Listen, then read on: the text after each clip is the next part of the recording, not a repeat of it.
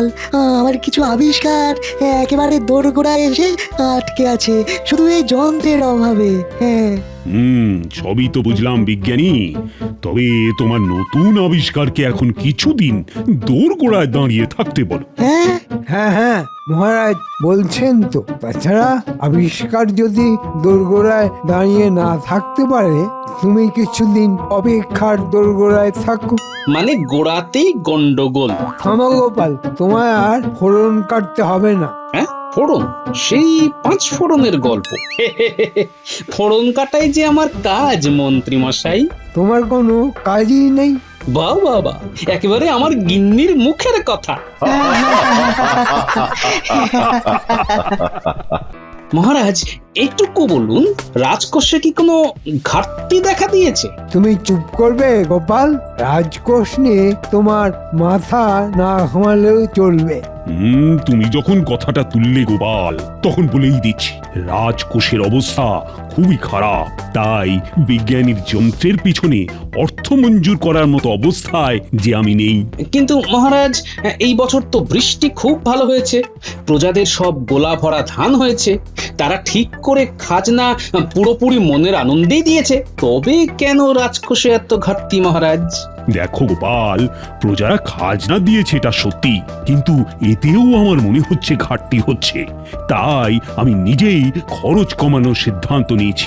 আর শুধু আমি নই, আমি চাই এই রাজ্যের প্রজারা যেন অপব্যয় না করে, সবাই তাদের জীবন ধারণের খরচ কমাক। তাহলে এখন কিছু হবে না? শুনলে তো সব বিজ্ঞানী, তুমি বসো, এখন কিছু হবে না।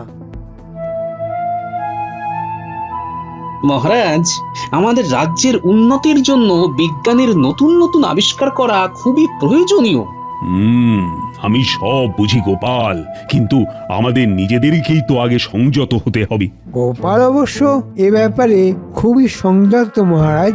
জীবনে গোপালকে বাজার থেকে ভালো কিছু কিনতে দেখিনি। মন্ত্রী মশাই, অন্য লোকে কি কিনছে সে ব্যাপারে নাক গলানো খুব কাজের কথা নয়। আপনি তো আমার থেকে বেশি মাইনে পান, আপনি কি কেনেন? আহ গোপাল, এখন এসব কথা আর না বলাই ভালো। তুমি যদি সংযত জীবন যাপন করো সে তো খুব ভালো কথা, আরে আমি বলছি সবার কথা। কিন্তু মহারাজ, আপনি তো বলেছিলেন আমার পাঠশালাটি ভালো করে সারানোর জন্য আপনি অর্থ সাহায্য করবেন। মহারাজ মাফ করবেন, তবে পাঠশালার উন্নতির জন্য এটা দরকার মহারাজ। ও, তা এই মুহূর্তে কি অবস্থা? পড়াশোনা করবার জন্য ছেলেমেয়েরা বসতে পারছে তো? হ্যাঁ, তা পারছে। তা তোমার বিদ্যাদানের সঙ্গে পাঠশালার সারানোর তাহলে বিশেষ সম্পর্ক নেই। সবাই বসছে, আর এখন বড় কোনো ঝড় বৃষ্টির সময়ও নয়, তাই এক্ষুনি সারাবার ব্যাপারটি মুলতুবি রাখছি। আজ্ঞে মহারাজ। রাজকোষ আরো কিছুটা ভরে উঠুক, এখন তো খুবই খারাপ অবস্থা। মহারাজ, আপনার সময় কিন্তু এখন শুভ, আর কুষ্টি বিচার করে আমি রাজকোষে যথার্থ অর্থাগম দেখতে পাচ্ছি। কি বলছো জ্যোতিষী? সেই পরিমাণ অর্থাগম কোথায় হচ্ছে? তুমি ভালো করে নতুন করে গণনা করো, কবে আরো অর্থাগম হবে দেখো দেখো ভালো করে। বেশ মহারাজ, আপনি যখন বলছেন আমি নতুন করে আবার গণনা করব, তবে আপনি জানেন আমার গণনায় কিন্তু ভুল হয় না।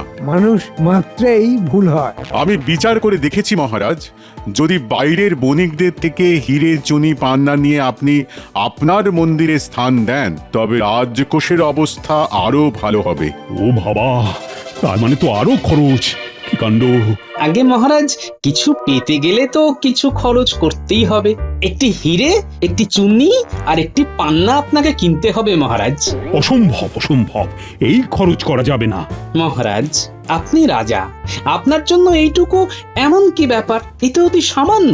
না না না, এটাই অসামান্য, রাজকোষের ঘাটতি। সভাকবি, এ ব্যাপারে তুমি কি বলো? যদি রাজকোষে ঘাটতি হয় অর্থ, তবে মহারাজ আপনি বলেছেন যথার্থ। থাক তবে। শুধু মহারাজ, আপনি একবার খাওয়াবার কথা বলেছিলেন। কিরকম গোপাল? না মানে, আগেও তো আপনি আমাদের পেট ভরে ভুরি ভোজ করিয়েছেন, তাই ভাবছি আবার কবে সেই দিন আসবে। উপলক্ষ গোপাল? মন্ত্রী মশাই, মহারাজ তো খুশি হয়ে আমাদের মানে আপনাকেও বহুবার ভালো মন্দ খাবার খাইয়েছেন। মহারাজ আনন্দে থাকলে খাওয়াবার জন্য বিশেষ উপলক্ষের প্রয়োজন পড়েনি তো। কিন্তু এখন যে সময় খারাপ, আম খাইয়েছি নিশ্চয়ই, এরপরেও খাওয়াবো, কিন্তু এখন নয়। এখন তোমাদের খাওয়াতে গেলে রাজকোষে বিপুল ঘাটতি হয়ে যাবে। যদি হয় রাজকোষে অভিনব ঘাটতি, তবে যেন চেয়েও না এতটুকু বাড়তি। ঠিক কথা সভাকবি। এখানে একমাত্র এখন বাড়তি চাইবার কথা শুধু গোপাল বলেছে। কি জানি মহারাজ, আমি তো আপনাকে ভয় পাই না, বাকিরা হয়তো ভয় পায়। আমি তো আপনাকে ভালোবাসি মহারাজ, তবু বলছি আমি যা জানি আমাদের রাজকোষে যথেষ্ট পরিমাণে সম্পদ মজুত আছে মহারাজ। তাতে তোমার কি হে? আসলে ব্যাপারটা কি, যখন যে রাজ্যের রাজা কৃপণ হয়ে ওঠে তখন সেই রাজ্যের প্রজাদের কপালে দুর্ভোগ শুরু হয়ে যায়। আপনি ভীষণভাবে কৃপণ হয়ে উঠেছেন মহারাজ। মহারাজ, গোপালে এত বড় স্পর্ধা ও আপনাকে কিপ্টে বলছে? আপনি থাকতে আপনার সামনে আড়ালেও না। আমার আড়ালে কিছু বলতে হয় না মন্ত্রী মশাই, ওটা হয়তো আপনি বলেন। তুমি তো কোনো হোমে যজ্ঞে লাগো না গোপাল। মহারাজ শুধু শুধু তোমাকে মাইনে দিয়ে পুষছে, আর সেই মহারাজকে তুমি কিপ্টে বললে? তোমাকে বরখাস্ত করলে তোমার মাইনের অর্থ রাজকোষে ঢুকতে পারে, তাই তো মহারাজ? হ্যাঁ ঠিক তাই গোপাল, তোমাকে বরখাস্ত করা হলো। কাল থেকে তুমি আর রাজসভায় আসবে না। তোমার যা পাওনা হয়েছে সামনের মাসে তোমাকে মিটিয়ে দেওয়া হবে। আগে মহারাজ, আমার সামান্য কিছু অর্থ পাও না, ওই আমার মাইনে। এই মাসে যে কটি দিন সেটি এখন মিটিয়ে দিলেও চলবে। না, চলবে না। তাতেও কি রাজকোষে ঘাটতি হয়ে যাবে মহারাজ? গোপাল, যা বলার আমি বলে দিয়েছি, তুমি এখন আসতে পারো।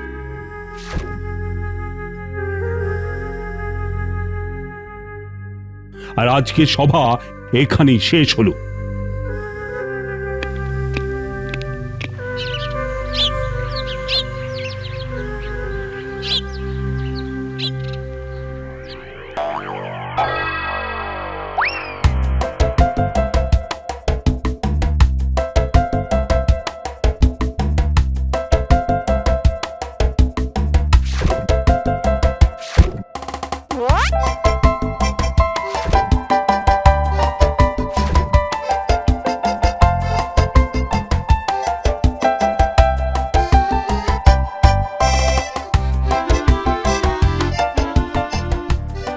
এই শোন, এদিকে আয়। তোরা আজ রাতে পেট ভরে খেয়ে যাবি, বাড়িতে জানিয়ে দিস। তাই নাকি দাদু? বাজার থেকে আসছো?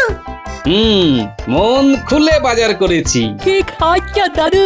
তোদের ভালোবাসার সব কিছু এনেছি রে। ভালো মাছ, সবজি, পায়েসও হবে। বাহ বাহ, খুব মজা হবে। এছাড়া মুরকি, মিষ্টি, দইও আছে। কিন্তু হঠাৎ কি ঘটলো বলো তো দাদু? আরে ভালো খেতে ইচ্ছে করলে এমনিই খাওয়া যায়, কোনো পার্বণের প্রয়োজন পড়ে না, বুঝলি? চলে আসিস।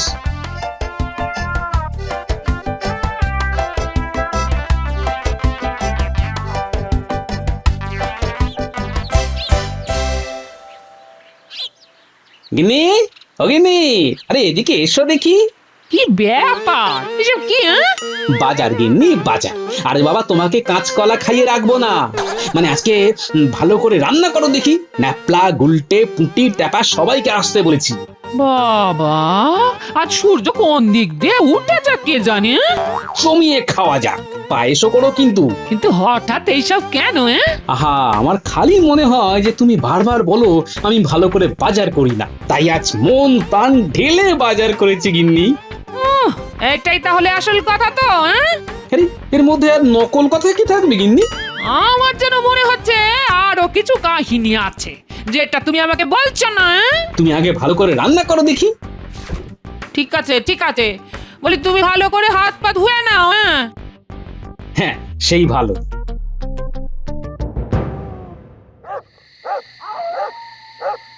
কিরে, সবাই কেমন খাচ্ছিস? তোদের দিদিমা কিন্তু খুব ভালো রান্না করে, বুঝলি? খুব ভালো খাচ্ছি দাদু। দাদু, আর একটু পায়েস হবে? কেন হবে না, নিশ্চয়ই হবে। শুনছো, শুনেছি তোমাদের সব কথাই শুনতে পাওয়া যায়।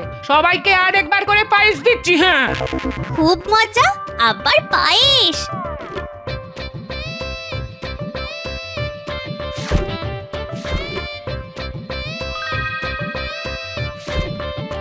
কিরে, আর কিছু নিবি? আমি আর কিছু পারবো না বাবা, পেট একদম ভরে গেছে। গুলটে, না না, আমিও পারবো না। আমি এখন কিভাবে বাড়ি যাব সেটাই তো ভাবছি। বেশ বেশ, ন্যাপলা তুই বল। আমি তো একটাই খেয়ে উঠতে পারছি না। সব খেতে হবে কিন্তু। যা, এবার গিয়ে হাত মুখ ধুয়ে নে যা। কই গো গিন্নি, ওদের খাওয়া হয়ে গেছে, এবার তুমি আর আমি বসে পড়ি। হ্যাঁ,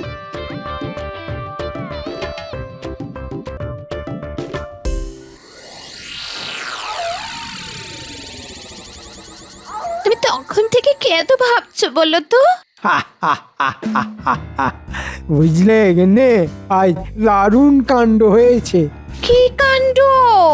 মহারাজ গোপালকে রাজসভা থেকে বরখাস্ত করেছেন। সে কি? ওদের তাহলে চলবে কি করে? তোমাকে অত কে ভাবতে বলেছে? ওদের ব্যাপার ওরা বুঝে নেবে, আমার ভাববার দরকারই নেই। না না না, আছে আছে। কি আছে? গোপালকে বরখাস্ত করাতে আমার অনেক সুবিধে হয়ে গেছে। এখন মনের আনন্দে আমি খালি রাজকোষের ঘাটতির পর ঘাটতি করে যাব। মহারাজ নিজেও খুব কিপটেমি শুরু করেছে। সে কি? হ্যাঁ, আগে রাজকোষের পাহারাদার ছিল 4 জন, আর এখন 2 জন। বাকি 2 জনকে মহারাজ বেতন না দিতে পেরে কাজ থেকে সরিয়ে দিয়েছেন। মহারাজ এত কিপটে হয়ে গেছে? এই তো দেখছি।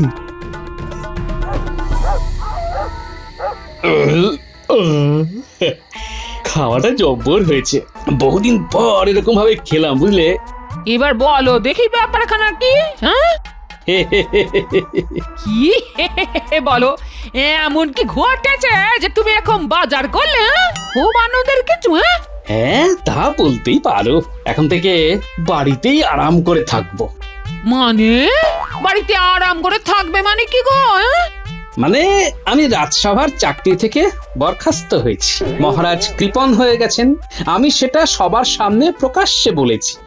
এবার আমাদের কি হবে গো? কি আর হবে, আজকে ভালো করে খেয়ে নিলে কাল থেকে কাঁচকলা আর মূলো সেদ্ধ কপালে আছে। তোমাকে এত কথা মহারাজকে বলতে কে বলেছিল? কেউ না গিন্নি, কেউ না। আমার যা মনে হয়েছে তাই বলেছি। আমার কোনো রাগ দুঃখ অভিমান নেই। মহারাজকে আমি চিনি। কদিন একটু ছুটি কাটাই, মহারাজ নিজে থেকে আসবেন আমার কাছে। মরণ! আর তবে আরেকটি জিনিস আমাকে করতে হবে। আমার কাছে রাজসভার তরফ থেকে কিছু নিমন্ত্রণ পত্র খালি আছে। এমনি আমার এখন লাগবে তুলি, কলম আর কালি। তোমার মাথাটা দেখছি একেবারে বিগড়ে গেছে। হ্যাঁ, না গো গিন্নি না, তুমি শুধু দেখো কি হতে চলেছে। আমি বরখাস্ত হয়েছি এই রটনা হবার আগেই আমাকে যা করার করতে হবে।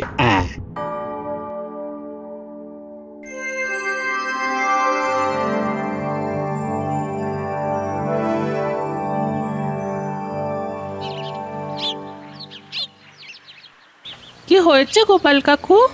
আজ আমি একটি বিশেষ কাজে এসেছি। বিশেষ কাজ? কি কাজ গো? বসো না, দাঁড়িয়ে রইলে কেন? না না, অনেক জায়গায় আজ আমাকে যেতে হবে। বলতে গেলে এই রাজ্যের সব জায়গায়। কাকু বলো তাহলে। আমাকে কিছুই বলতে হবে না, এটি একটি আমন্ত্রণ পত্র। এটি পড়লেই তুমি সব বুঝতে পারবে। কল্যাণী এসো, আশা করি সবকিছু কুশলী আছে। এই পত্রে আমি আপনাদের আমার ও রানীর বিবাহ বার্ষিকী উপলক্ষে আমন্ত্রণ জানাচ্ছি।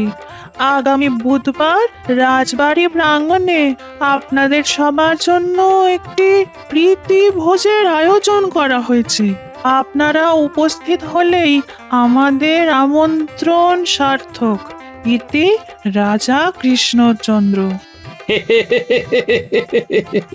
এ কি গোপাল দাদা, মহারাজ স্বয়ং আমাদের নিমন্ত্রণ করেছেন? শুধু তোমরা নয়, আরো অনেককেই। তাই তো বললাম আমার এখন অনেক কাজ। আচ্ছা আসি, বুধবার পৌঁছে যাও কিন্তু।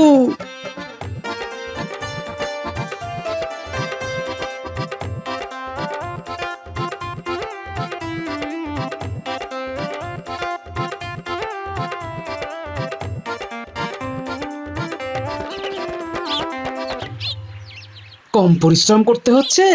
দেখো, সব আমন্ত্রণ পত্র ধরে ধরে লিখেছি। পত্রের মূল ভাষা মহারাজই ঠিক করেছেন। শতহোক বিবাহ বার্ষিকী বলে কথা। এরকম একটি আমন্ত্রণ পাবো সে তো আমার কল্পনাতেও ছিল না। সত্যি আমি তো এখনো ভাবতে পারছি না। ও মা, খুব মজা হবে, দারুণ দারুণ সব খাবার হবে। কিরে, এখনই জিভে জল চলে আসছে নাকি? আগামী বুধবার কোনো কাজ রাখবে না। রাজ্যে কোথাও কাজ হবে না, সবাই তো রাজবাড়ি যাবে। আচ্ছা আমি এখন চললাম, আমারও অনেক কাজ। সাবধানে যাও গোপাল কাকা, বাইরে রোদ্দুর বেশ চড়া। এই সব আমার অভ্যেস আছে, তোমরা কিচ্ছু চিন্তা করো না। আগামী বুধবার মনে থাকে যেন। সে আর বলতে, আর আমরা ভুলে গেলেও পুটি আছে তো মনে করাবার জন্য। ও কিছুতেই ভুলতে দেবে না।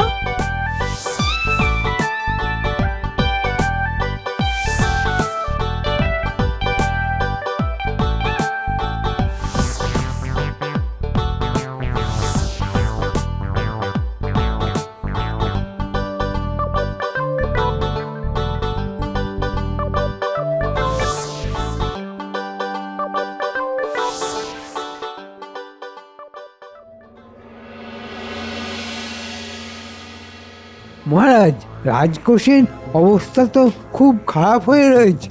এখন নবাবকে কি বলে জবাব দেব? নবাব জানতে চাইছেন। কি আশ্চর্য! আহ, নবাব তো জেনেই খালাস। যত ঝামেলা আমাদের। নবাবকে জানিয়ে দাও। হ্যাঁ বলুন মহারাজ, কি হলো মহারাজ বলুন। আরে বলবো তো বটে, কিন্তু কি বলবো সেটাই তো ভাবছি। এ তো খুব সোজা মহারাজ। এখন আমরা কেউ কোনো কর আদান প্রদান করব না। এতে মানুষের উপকারী হবে। ভবিষ্যতে রাজকোষ জমজমাট হলে আমরা যা পারি খাজনা দিয়ে দেব। মন্ত্রী, এটা কি নবাবের পত্রের জবাব? তুমি কি চাও নবাব আমাদের কৃষ্ণনগর আক্রমণ করুক? না না মহারাজ, আমি একেবারেই চাই না। তুমি তাহলে চুপ করো। এই সময় আমার দরকার ছিল গোপালের। আহ, কি যে হলো! ক্ষমা করবেন মহারাজ, কিন্তু কারো প্রতি দুর্বলতা কি মহারাজকে শোভা পায়? গোপালকে আপনি অনুভব করছেন বুঝতে পারছি, কিন্তু গোপালেরও তো উচিত ছিল আপনার কাছে এসে ক্ষমা চাইবার। মনে রাখবেন, তা সে চায়নি।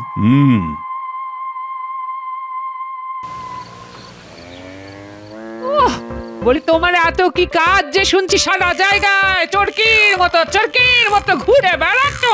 সাধু হয়ে যাওয়ার ইচ্ছে হলে আগেই বলে ফেলো বাপু, আমি তাহলে বাপের বাড়ি চলে যাই। হ্যাঁ, অনেক হয়েছে, তোমাকে নিয়ে আর পারছি না।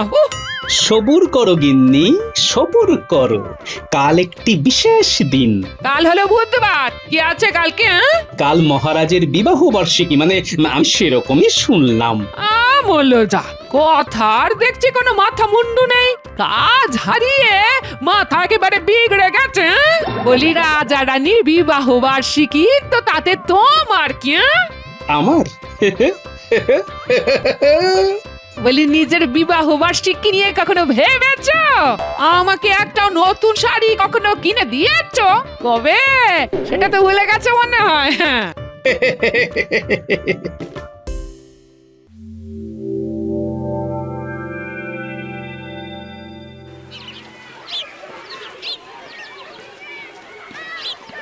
মন্ত্রী, এসব কি হচ্ছে? ঠিক বুঝতে পারছি না, অনেক ভিড় করেছি। গোপালও আছে মহারাজ। সে কি? ওকে শিগগিরই আসতে বলো।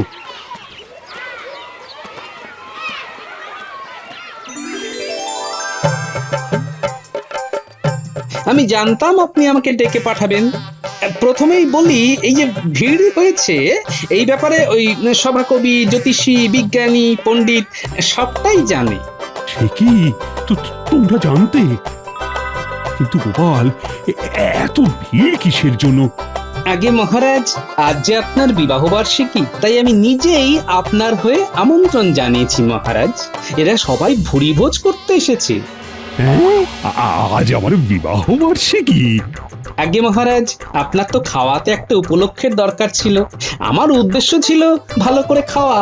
এখন যারা এসেছে তাদের যদি না খাইয়ে ফেরত পাঠান, তাহলে যে রাজবাড়ির সম্মান একেবারে থাকবে না মহারাজ। বুঝেছি গোপাল, বুঝেছি। আর তোমরাও সব জানতে, হ্যাঁ? আজ্ঞে মহারাজ, গোপাল যা বলেছে একেবারে সত্যি। আমরা জানতাম, কিন্তু মন্ত্রীর কানে পৌঁছায়নি, কারণ মন্ত্রী আজকাল রাজকোষ নিয়ে বড়ই ব্যস্ত। বেশ বেশ বেশ, তবে তাই হোক। সকলকে ভালো মন্দ খাওয়ানোর ব্যবস্থা হোক। বিবাহ বার্ষিকী হোক চাই না হোক, রানীকে তো জানাতেই হবে। আর গোপাল, তুমি ছাড়া এই রাজসভা একেবারেই মেড়মেড়ে। আগে মহারাজ, ওই রান্নায় ফোড়ন দিলে খাবার খেতে ভালো লাগে মহারাজ। আর মহারাজ, রাজকোষে যা সম্পদ আছে তাতে প্রজাদের সহস্রবার খাওয়ানো যায়। দয়া করে আর কৃপণতা করবেন না মহারাজ। বিজ্ঞানী, তোমাকে যন্ত্রের জন্য বরাত আমি দিলাম। আর পণ্ডিত, তোমার পাঠশালা সারানোর বরাতও এই মুহূর্তেই আমি দিয়ে দিচ্ছি। জ্যোতিষী, তুমি ঠিক ছিলে, এটাও আমি মেনে নিচ্ছি। আর এত কিছু একসাথে আমি করছি কারণ জানো? কি কারণে মহারাজ? আমার বিবাহ বার্ষিকী বলে কথা। পাচক তাহলে রান্না শুরু করে দিক মহারাজ। নিশ্চয়ই, আর দেরি কেন? জয় গোপালের জয়, জয় গোপালের জয়।